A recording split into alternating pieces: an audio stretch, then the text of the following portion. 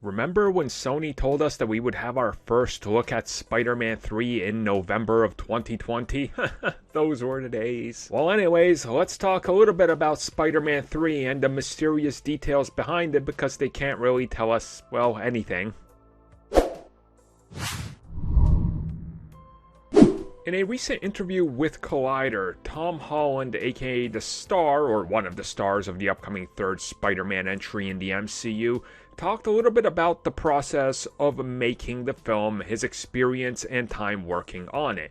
And one thing he figured out is that he doesn't even really know the entire thing because he's allowed to read sections that they're shooting, and since they're shooting out of order, that's what everybody's allowed. That he, along with many other people, has not seen the full thing. Boy, that is a interesting way to go about shooting a film, but it makes sense. Secrecy is top priority with well, pretty much with every Marvel Studios project now. And seeing how every Sony Spider-Man film has had just about everything leak from it, it's probably a good way to go about it. But then he did talk just a little bit about the whole emotional side of it, the experience working on it, the excitement of being there, the people he's got to work with, and how he says he's essentially become like family with the people there, and they have a close bond that's very emotional, and with everything that's happening on the set and what they've shot, that it's really something special that he's experienced. Look, you could like interpret this a million different ways, right? Like, you really just don't know.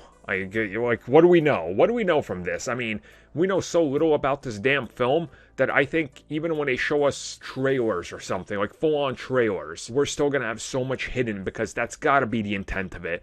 They can't pull a Sony and literally reveal entire plot points or the ending of the damn film in the trailer, which they do just about every time. It's honestly something that they can't let happen. So I understand why they're being so vague about everything, because this movie, pretty much Sony's future rides on the success of this movie, because it is their biggest franchise that they own, and post-pandemic and everything, it's gonna be tough to get back into the, the space where people want to see your film along with everything else released, so there's a lot that hinges on this. My guess is everything keeps very secretive, and as he says, he can't even tell us on what's happening, but he is saying, hey look, it's going to be emotional, it's a ride, can't wait for you guys to see it, best standalone comic book superhero movie ever.